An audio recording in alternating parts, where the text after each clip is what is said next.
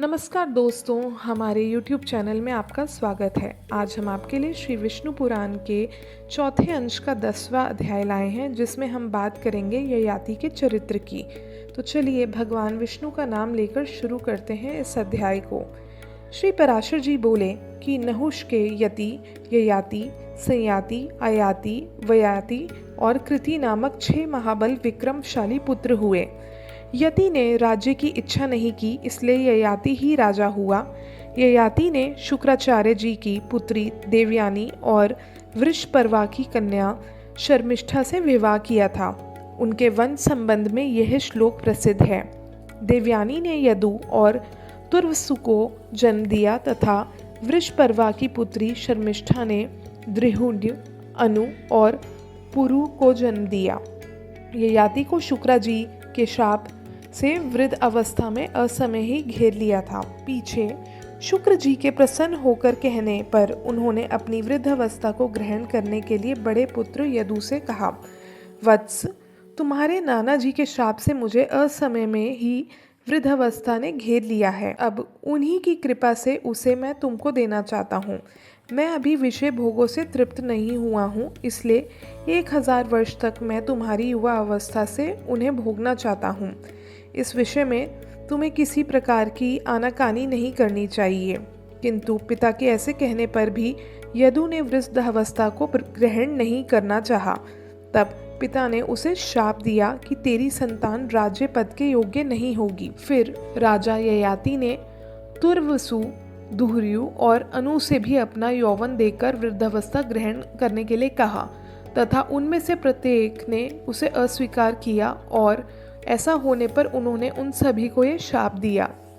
अंत में सबसे छोटे शर्मिष्ठा के पुत्र पुरु से भी यही बात कही तो उसने अति नम्रता और आदर के साथ पिता को प्रणाम करके उदारता पूर्वक कहा, यह तो हमारे ऊपर आपका महान अनुग्रह है। ऐसा कहकर पुरु ने अपने पिता की वृद्धावस्था ग्रहण कर उन्हें अपना यौवन दे दिया। राजा ययाति ने पुरु का यौवन लेकर समय अनुसार प्राप्त हुए यथाएच विषयों को अपने उत्साह के अनुसार धर्म पूर्वक भोगा और अपनी प्रजा का भली प्रकार पालन किया।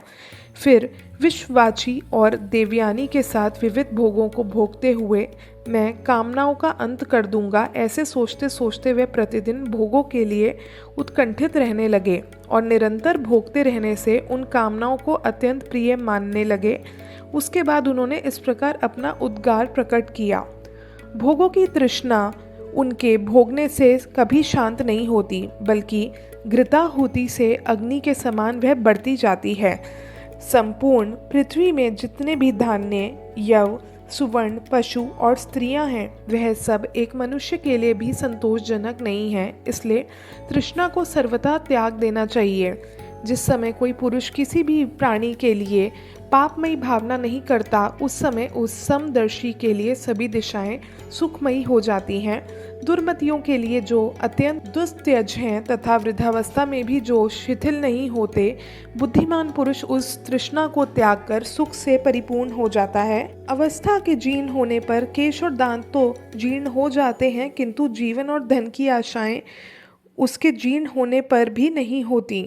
विषयों में आसक्त रहते हुए मुझे 1 सहस्त्र वर्ष बीत गए, फिर भी नित्य ही उनमें मेरी कामना होती है। अतः अब मैं इसे छोड़कर और अपने चित्त को भगवान में ही स्थिर कर निद्रंद और निर्मम होकर वन में मृगों के साथ विचरूंगा। श्री पराशर जी बोलते हैं, इसके बाद राजा ययाति ने पुरु से अपनी वृद्धावस्था लेकर उसे यौवन दे दिया और उसे राज्य पद पर अभिषिक्त कर दिया और खुद वन चले गए। उन्होंने दक्षिण पूर्व दिशा में तुर्वस को, पश्चिम में द्रुह्यो को, दक्षिण में यदु को और उत्तर में अनु को मांडलिक पद पर नियुक्त कर दिया तथा पुरु को संपूर्ण भूमंडल के राज्य पर अभिषिक्त कर स्वयं वन को चले गए। इस प्रकार श्री विष्णु पुराण के चौथे अंश का 10वां अध्याय समाप्त होता है।